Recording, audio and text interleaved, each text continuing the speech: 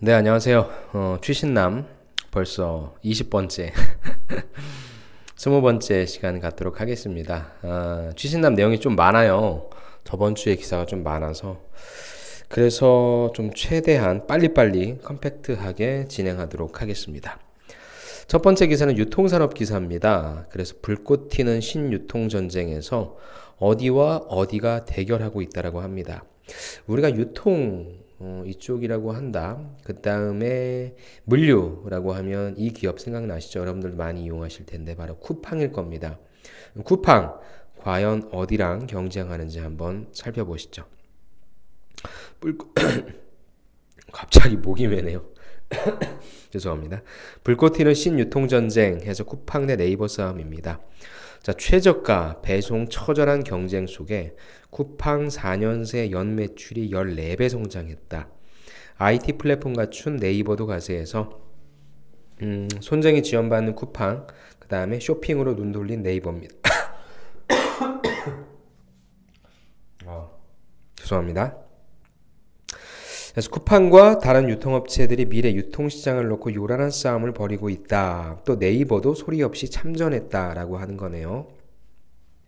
자, 앞으로 신유통시장은 쿠팡과 네이버의 대결이 될 수 있다. 그럼 신유통이란 건 무엇인데?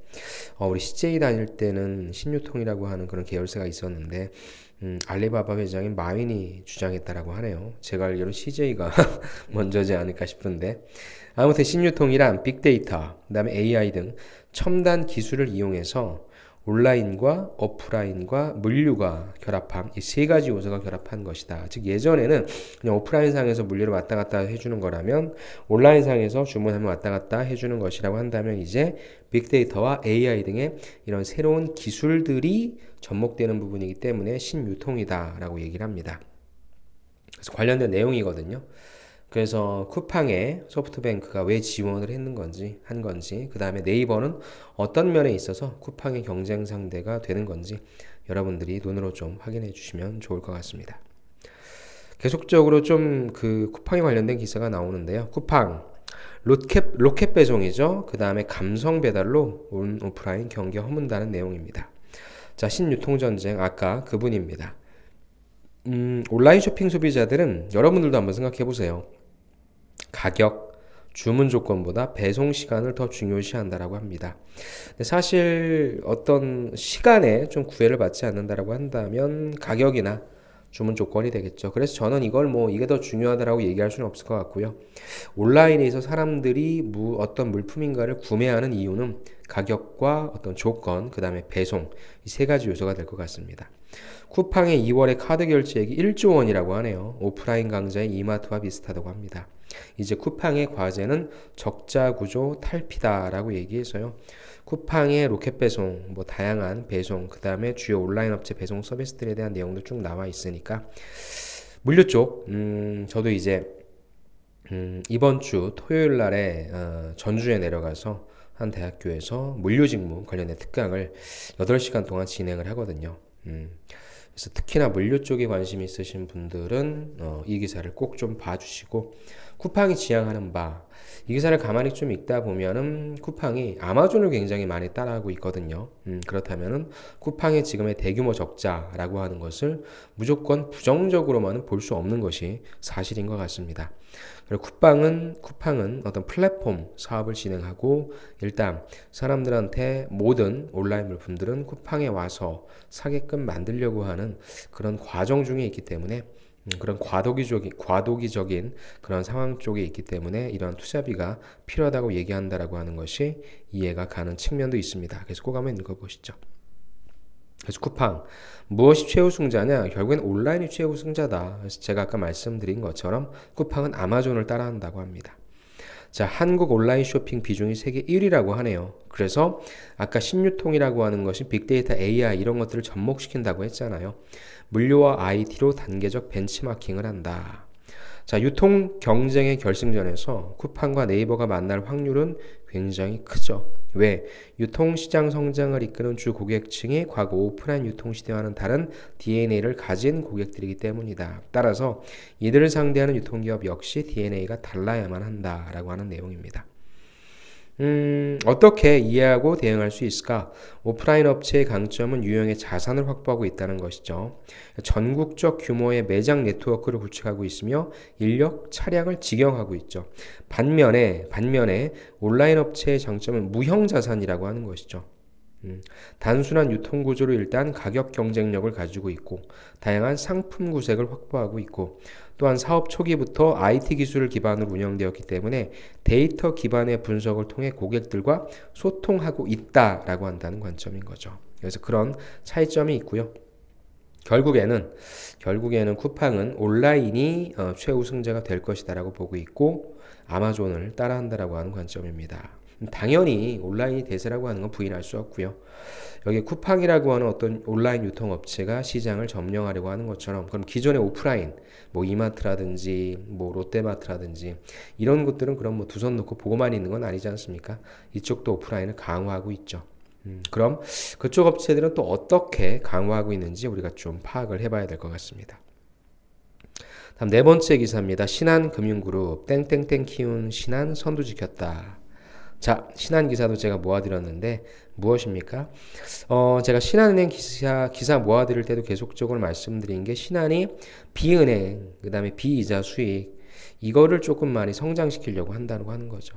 4대 금융지주 1분기 성적표 신한 비이자 이익 30% 늘었고 비은행 부분 순익도 40%를 차지했다. 점점 포트폴리오가 다양해지고 그 다음에 다양한 산업군들이 다 강화되고 있다. 이 측면으로 보시면 되죠. 자, M&A 적극나선 우리하나 하반기 비은행 수익 확대 기대. 이게 은행이 어떻게 보면 금융지주의 어떻게 보면 가장 큰 목표라고 볼 수 있겠죠. 간단하게 첫 번째 단락만 좀 볼게요. 올해 1분기 신한, KB, 우리하나 등 4대 금융지주의 실적 희비는 비은행, 비이자이익 지표가 가는 것으로 나타났다. 이들 지주사는 그동안 주력자 회사인 은행 위주의 이자이익 영업에 지나치게 편중돼 있다는 지적을 받았다. 하지만 M&A, 서비스 다변화 등의 노력을 이어가면서 차별화가 나타나고 있다는 평가를 받는다라는 내용이니까 여러분들이 어떤 관점에서 4대 금융지주가 비이자, 그 다음에 비은행 그 전략을 달성했는지 한번 지켜봐 주시기 바랍니다. 모빌리티 산업, 한국의 전기차 틈새 시장 노리는 어디 나라일까요? 바로 이웃 나라인 중국입니다. 한국 전기차 틈새 시장 노리는 중국차입니다. 중국의 SUV 전기차 무주공산이다 해서 베이징차 EX5 앞세워 공략한다. 또 BYD 등 지자체에 버스 공급한다. 가격 경쟁력이 한국보다 높아서 업계 보조금 차등화 필요한다. 1회 전기 충전으로 무려 520km를 달린다. 그러면 서울, 부산 일단 편도는 무조건 간다는 거죠. 중형 SUV임에도 현대, 기아 소형 SUV보다 더 저렴하다라는 겁니다. 중국의 전기차 굴기가 자국 시장을 넘어서 한국 내수 시장까지 정조준하고 있다라는 거네요. BYD를 비아디라고 읽는군요. 베이징 자동차 등 현지 대표 완성차 기업이 승용차부터 SUV, 중대형 버스에 이르는 다양한 전기차 라인업을 한국 시장에 속속 출시하며 시장 점유율을 높이고 있다라는 내용이긴 합니다. 근데 여러분들은 어떠세요? 중국의 전기차 사고 싶으십니까? 아무래도 좀 어떤 정서상 쉽게 이런 것들을 일반 소비자가 살 것 같지는 않고요. 비용이 민감한 법인이라든지 사업체라든지 저도 만약에 업무용으로 쓴다라고 한다면은 살 의향은 있을 것 같습니다. 왜? 결국에는 어떤 배터리가 들어가느냐가 좀 중요할 것 같고요. 그다음 왜냐하면 전기차라고 하면서 기존의 자동차의 부품 개수가 3만 개라고 한다면 전기차가 한 15,000개 정도? 그 정도 되더라고요. 그래서 부품 자체도 줄어든다. 부품이 줄어든다라고 하는 것은 그만큼 고장의 확률이 적어진다는 뜻을 의미한다는 거겠죠. 그리고 자연스럽게 어떤 수리, 정비망의 AS 센터가 확충이 된다라고 한다면 충분히 살 수 있는 경쟁력은 늘어날 것이라고 생각합니다. 처음에는 뭐 샤오미라든지 화웨이라든지 이런 스마트폰 여러분들 예전에 어땠어요? 누가 삽니까? 하지만 점점 구매하고 있죠. 그렇게 인식 변화는 빠르게 될 것으로 예상되기 때문에 저는 충분히 어떤 수요는 가능할 것이라고 생각합니다. 아무튼 이제 한국의 전기차 틈새 시장까지 노리고 있네요. 자, 다음은 삼성 디스플레이. 이건 좀 제가 예전에 한번 보여드렸던 것 같아요. 취신남에서. 삼성 디스플레이 새먹거리 QD 퀀텀이죠. 퀀텀 OLED 젠거램입니다. 인력 집중 배치에 R&D 강화한다. 양산을 위한 투자 시점에 관심이 있다. 자, 삼성 디스플레이가 LCD 이후에 성장 동력이 될 수 있는 QD, 퀀텀 닷 OLED 개발을 위해서 인력을 늘리는 등 젠걸음을 하고 있다라는 내용입니다. 그래서 어떤 내용인지 요거만 볼게요. 스마트폰용을 비롯한 중소형 OLED는 세계 1위이지만 TV용 대형 패널은 아직 LCD에 중심을 두고 있다. 하지만 중국이 LCD 공급 늘리고 또 저가 공세, 추격이 거세지고 있으니까 수익성이 떨어지면서 당연히 초격차 QD, 퀀텀 닷 OLED 쪽에서 성장 동력을 물색하고 있다라고 얘기합니다. 예전에 추신남에서 제가 1월 초쯤에 좀 보여드렸던 것 같은데 계속적으로 진행을 하고 있네요. 다음입니다. SK텔레콤 5G잖아요. 물론 지금 5G 통신 안 터진다고 난리긴 한데 결국에는 지금 소비자 B2C보다는 B2B 쪽으로 가고 있고요. 어떤 관점으로 B2B 사업이 진행될 것인가를 우리가 좀 볼 수 있는 예시라서 제가 가지고 왔습니다. 자, SKT 용인 세브란스에 5G 디지털 혁신병원을 구축했다. 자, 하나 예를 좀 볼게요. 격리병동에 입원한 환자를 홀로그램으로 병문안하고 또 거동이 불편한 환자는 음성으로 병실기기를 제어할 수 있다. 이해되시죠? 자, 내년 2월에 완공될 예정인 용인 세브란스 병원의 청사진이다. SK텔레콤과 연세대 의료원이 용인 세브란스 병원을 5G 기술이 접목된 스마트 병원으로 구축한다. 라는 겁니다. 의료기관의 메인 통신망이 5G로 구축되는 것은 국내 최초인데 음성인식 스피커 누구를 설치할 계획이라고 하네요. 이런 음성인식 기술을 적용하면 환자가 음성으로 침대, 조명, TV 등 실내기기 조작하고 위급 상황 발생하면 간호사 통화할 수 있다라는 거죠. 이해되시죠? 관련된 내용입니다. 즉 지금 어떻게 보면 통신사들은 B2C로 여러분들한테 그냥 우리들한테 그냥 어떤 콘텐츠 제공해주고 뭐 이런 것보다도 일단 B2B로 깔아놓는 것이 훨씬 더 큰 사업이 되는 것이기 때문에 B2B에서 어떤 식으로 사업을 영위하고 있는지 우리가 좀 이해하자고요. 그런 차원에서 좀 살펴봐 주시기 바랍니다. 다음 8번째 MDM입니다. 부동산을 전공하신 분들은 아시겠지만 MDM은 뭐 국내 최고의 시행사죠. 미국의 도시재생지 투자까지도 이제 진행했네요. 문주현 회장 해외 개발 다 돌려. 하계올림픽 앞두고 도시재생 붐이 인다. LA에서 8,000제곱미터의 규모 창고 용지 매입했고 아파트, 오피스, 공유 창고 등을 건립한다. 건설 쪽, 부동산 쪽 지원하시는 분들은 당연히 소식을 파악하셔야 되겠죠.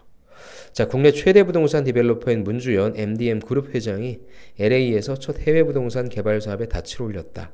MDM은 현지 자회사를 설립해서 LA 유니언 스테이션, 다저스 스타디움과 등과 5km 떨어진 도심 재생구역에 기존 창고 용지를 사들였다. 문 회장은 이곳을 서울 성수동처럼 뜰 곳으로 내다보고 1인 가구를 위한 임대아파트, 스타트업을 위한 공유형 창고, 신개념 오피스를 짓기로 결정했다라고 하네요. 저기 사진, MDM그룹 현재 자회사가 매입한 어떤 건물이라고 하네요. 서울 면적의 2배에 이르는 미국 제2도시 LA는 2028년 아직도 멀었네요. 하계올림픽 개최를 위해 교통 인프라스트럭처 투자와 도심 재생 사업에 올인하고 있다. 이곳은 낙후 지역이었어. 하지만 LA 도시재생 축에 위치했고 젊은 인구 스타트업이 유입되고 있어서 성수동처럼 5에서 10년에는 발전 가능성이 높을 것으로 판단했다라고 얘기하네요. 대대적으로 아주 엄청나게 홍보기사를 뿌렸네요. MDM. 좋은 회사이면 틀림없고요. 하지만 굉장히 힘든 회사고 시행사는 힘듭니다. 하지만 부동산에 관심이 있으신 분들은 저 또한 부동산을 전공했고요. 어떤 회사인지 제가 잘 알고 있고 또 여러분들이 충분히 도전해 볼 만한 회사이니까 저는 지원하셔도 좋을 것 같고요. 일단 관련된 정보 내용들을 좀 여러분들이 수집해 놓으시기 바랍니다. 다음에 영화 산업입니다. 또 제가 좋아하는 거네요. 한국 영화 관객이 세계 몇 위 시장일까요? 우리나라 사람들 영화 되게 잘 보죠. 이미 어벤져스도 1000만 넘었고요. 자, 할리우드에도 K무비다. 한국 영화 관객이 2억이랍니다. 우리나라가 5천만 치면 4배가 되네요. 세계 5위 시장이다. 지난해 매출 16억 달러 규모로 북미, 미국, 중국, 일본, 영국 이어 한 계단 올라갔다라고 하네요. 직배영화 점령지에서 이제 우리나라 영화를 150개국에 수출하는 나라도 되었고요. CGV라든지 롯데시네마는 세계 6개국에 422개 극장 2,953개의 스크린을 운영한다고 합니다. 또 CGV의 자랑이죠. 4DX 등 첨단 상영관에 해외 판매도 한다라는 내용입니다. 그래서 한국의 영화 시장 규모 자체가 굉장히 커지고 있어서 그래서 어벤져스의 그런 주역들도 우리나라에 당연히 내한해야죠. 우리나라가 팔아주는 티켓이 얼마입니까? 그리고 실제 극장 프랜차이즈도 우리가 오히려 좀 특이한 특별관들은 뭐 수출을 하고 있다. 그 다음에 우리나라 영화도 수출한다라고 하는 그래서 한국 영화 산업에 관련된 모든 내용이니까 여러분들 관심 있으신 분들은 꼭 봐주시기 바랍니다. 다음에 반도체 산업이네요. 반도체 불황에도 비메모리는 선방한다라는 내용입니다. 미국 반도체 기업 인텔의 1분기 영업이익이 삼성전자에서 반도체 사업을 맡고 있는 DS 부분을 2년 만에 앞지른 것으로 추정된다. 사실 DS 쪽은 가격이 좀 많이 올랐던 측면이 있었죠. 자, 앞서 인텔은 지난해 4분기 삼성전자로부터 분기 매출액 1위 자리를 7개 분기 만에 탈환했다라고 얘기하는데 인텔은 여러분들 다 아시겠지만 CPU 이걸 비롯한 시스템 반도체를 얻는다라고 하네요. 시스템 반도체 1위 기업이 메모리 반도체 선두 기업으로부터 반도체 왕좌를 빼앗은 셈이다 라고 얘기하는데 사실 컴퓨터 쪽에서는 CPU 인텔이죠. 시스템 반도체. 그 다음에 모바일 쪽에서는 퀄컴이죠. AP. 사실 시스템 반도체 쪽은요. 비메모리 반도체 쪽은 워낙에 시장이 크고 방대하기 때문에 뭐 그중에 인텔이 1등이다. 그걸 그렇다고는 얘기할 수 없습니다.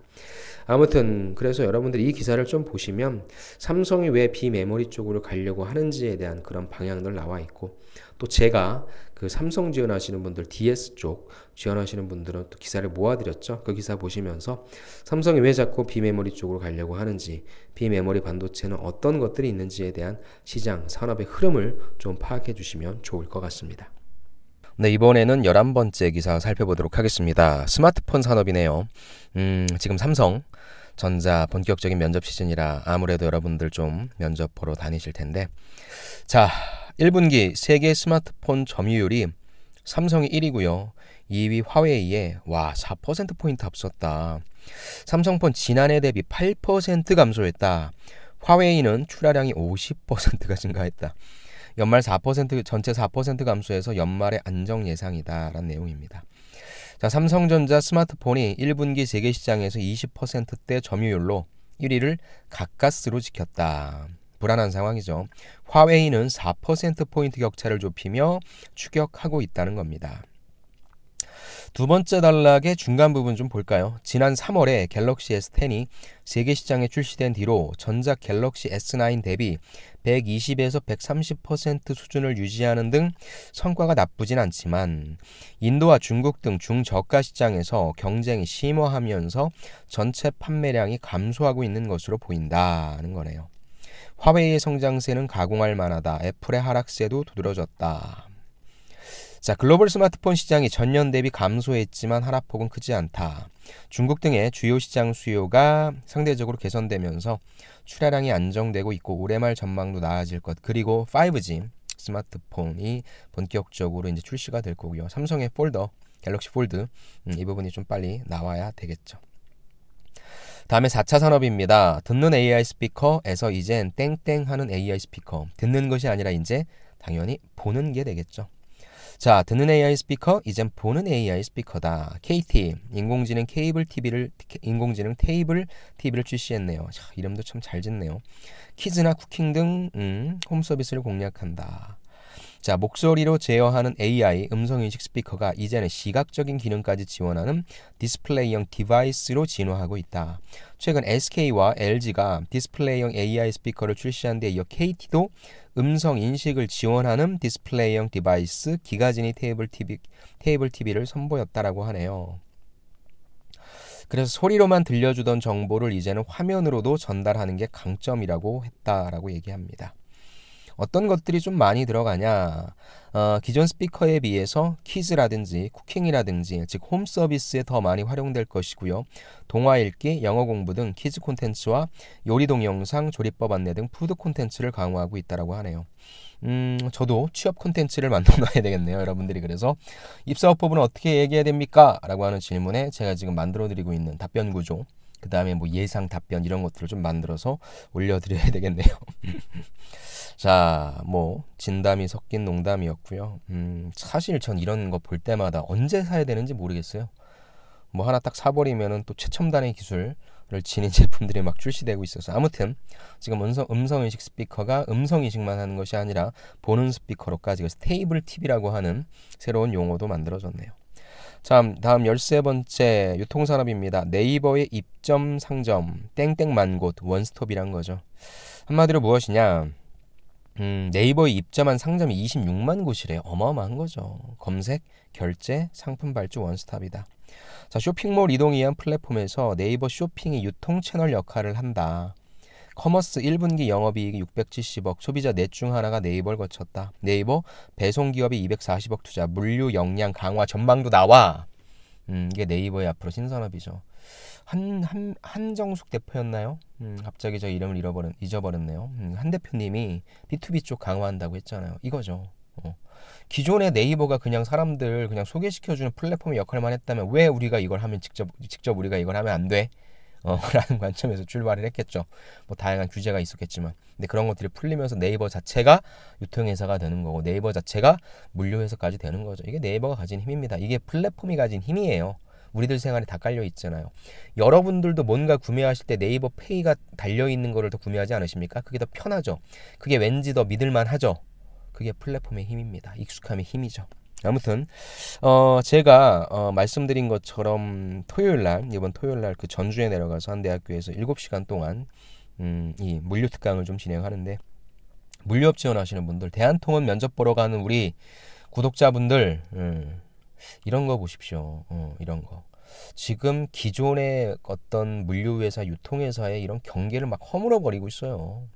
이런 것들이 흐름이니까 꼭 이 기사 보시고 가시기 바랍니다. 다음 유통산업도 관련된 기사입니다. 더 빠른 배송을 위한 유통사의 전략은 무엇이냐? 소규모의 도심 물류 거점을 만들어서 더 빠른 배송 경쟁 나선 유통사다. 아마존식의 물류센터가 확산한다. 마이크로 풀필먼트란 상품 적재, 출하, 배송 한 곳에서 온라인 근거리 주문에 대응한다. 자, 무슨 말이냐? 최근 유통업계에서는 도심 내의 매장을 온라인 유통의 풀필먼트 센터로 활용하려는 노력이 속속 등장하고 있다. 이른바 마이크로 풀필먼트 센터라는 것이다. 풀필먼트는 무엇입니까? 이행이라는 것이죠. 실행한다는 것이죠. 보관을 위한 단순한 창고 개념이 아니라 판매 상품을 적재하는 것에서부터 재고 관리, 포장, 출하, 배송까지 모든 과정을 일괄 처리하는 체계다라는 겁니다. 영국 테스코의 다크스토어, 이게 대표적 사례라고 하네요. 온라인으로 유입되는 고객의 주문을 도심 외곽이 아니라 도심 내에, 항상 물류센터는 도심 외곽에 있었잖아요. 그게 아니라 도심 내에 소규모 물류 거점에서 처리하는 방식이라고 합니다. 물류 지원하시는 분들 이거 꼭 보고 가십시오. 오케이? 다음에 배송에 대한 그럼 유통업체들의 반격이다. 무슨 말이냐? 자, 보세요.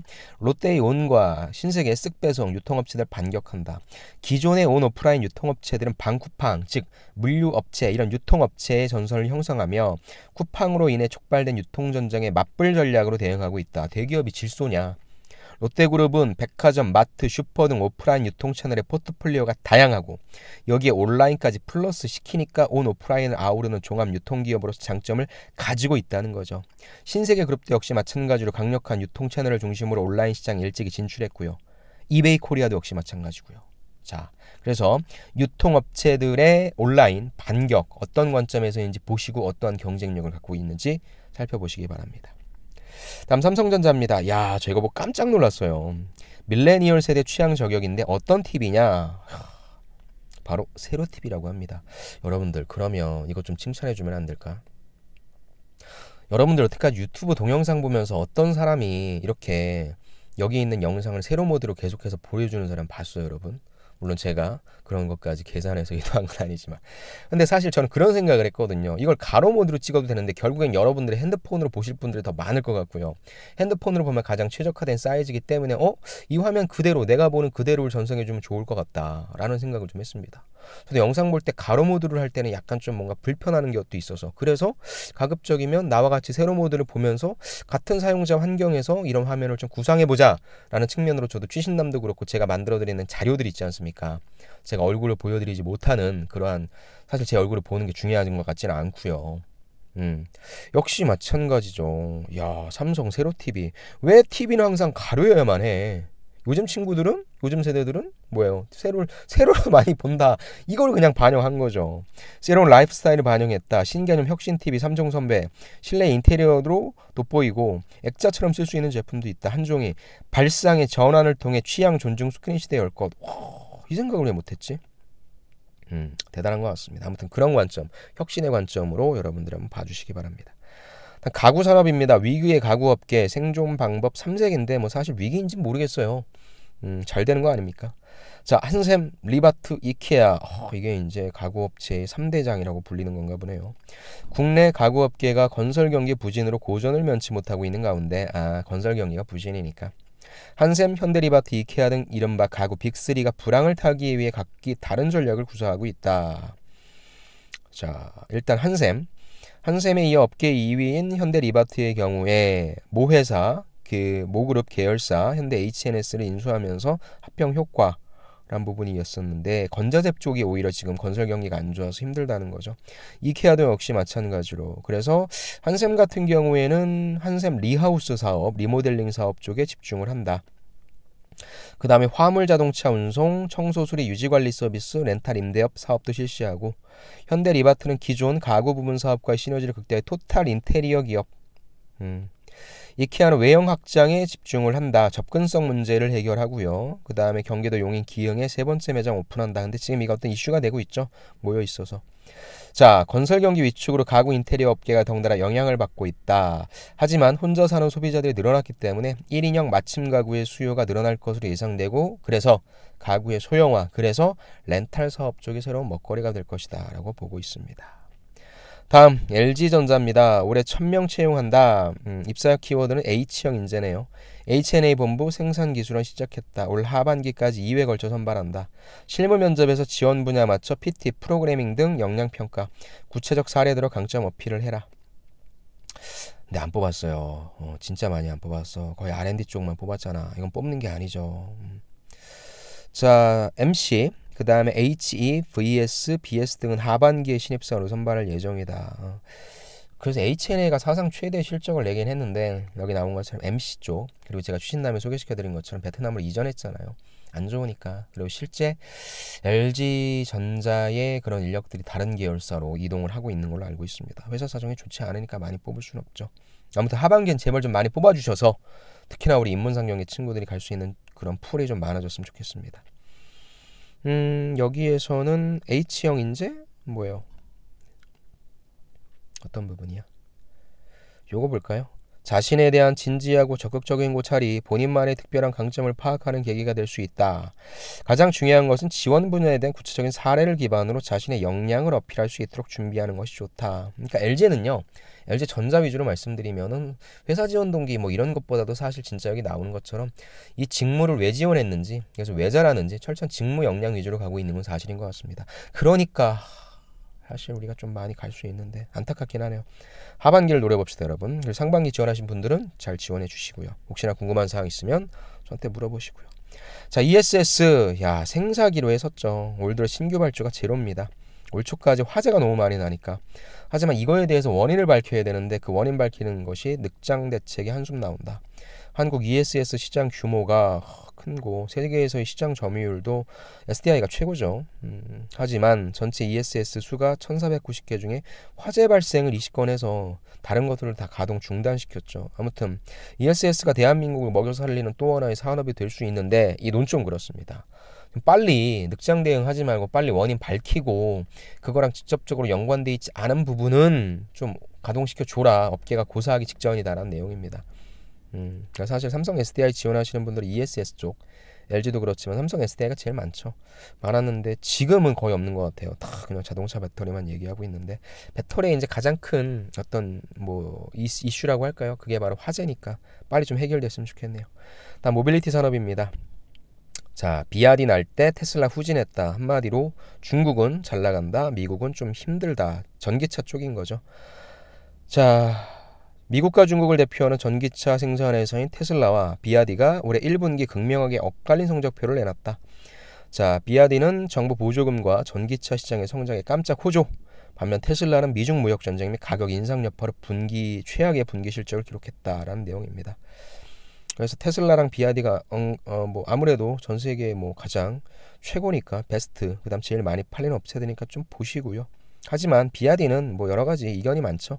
중국 정부의 전기차 굴기 때문에 미뤄졌다라고 하는 부분이라 실적이 앞으로도 계속될지는 미지수다라는 부분인 거죠. 아무튼 전기차, 모빌리티 쪽 지원하시는 분들, 그다음 배터리 쪽 지원하시는 분들은 그래도 세계의 어떤 시장 흐름은 알아야 되니까 그런 관점에서 봐주시기 바랍니다.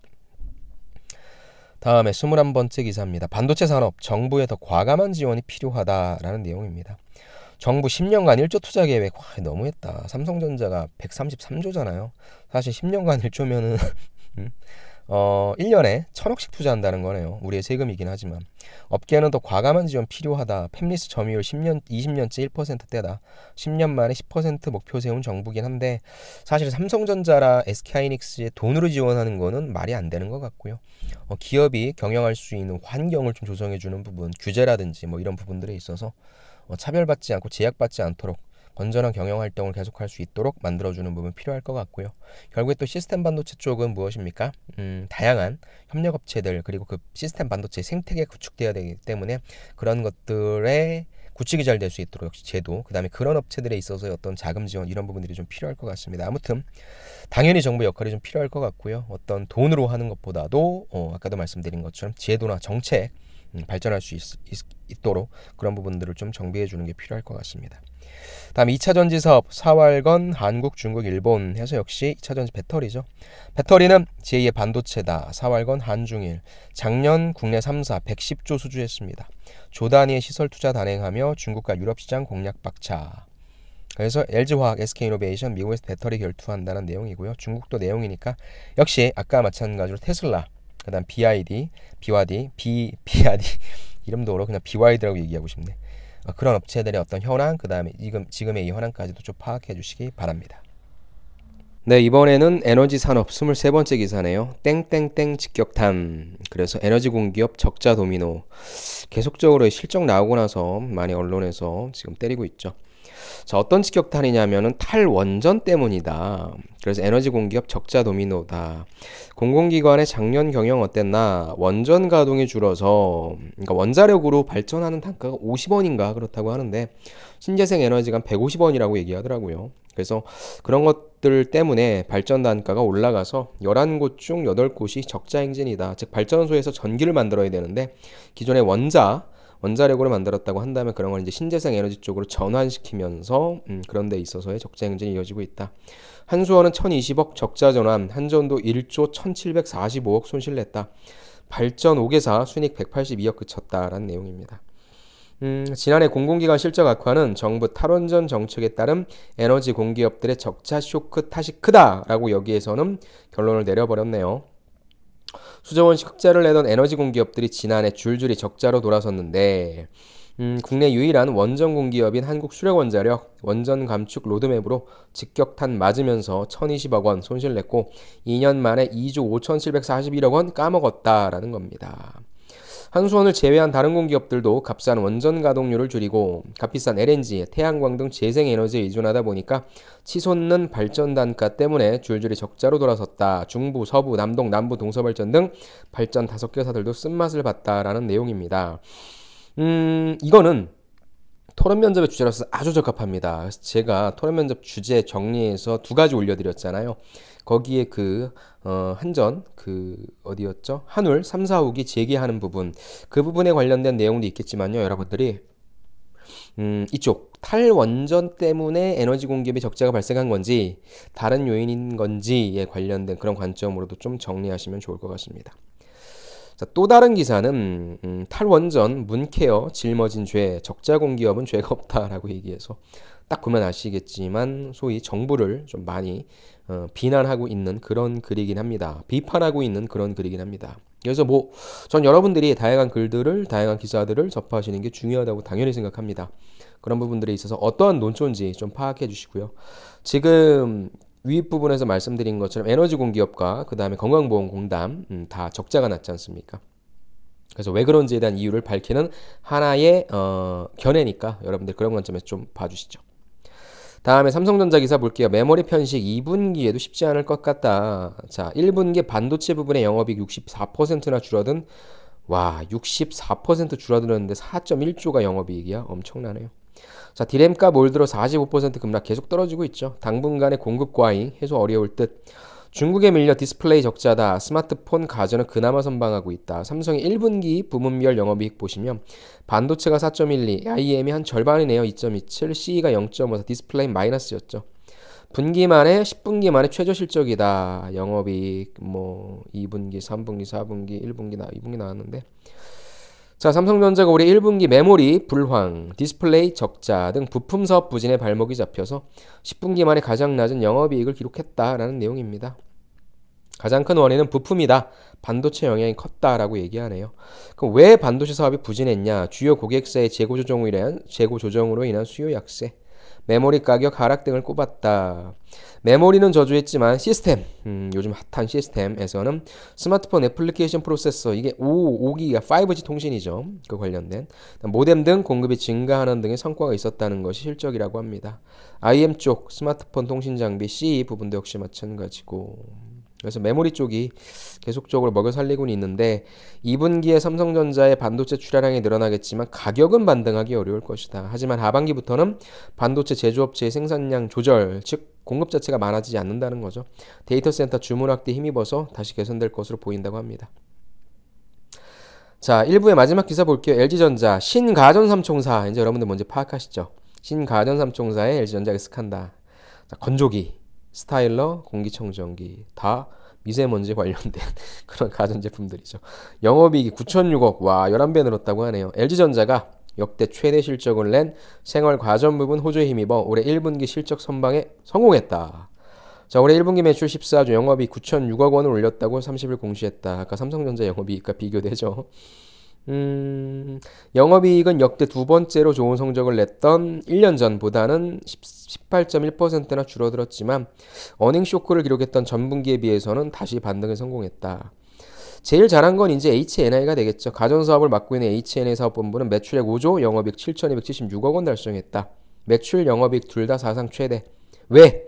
건조기, 스타일러, 공기청정기 등과 같은 신가전의 판매가 늘었고 또 유럽과 아시아 지역의 판매 호조로 늘었다고 얘기하네요.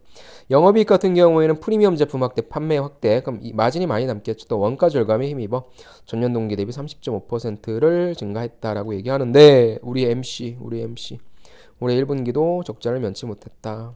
MC는 매출액 1조 5천억 원, 그래도 많이 팔리네요.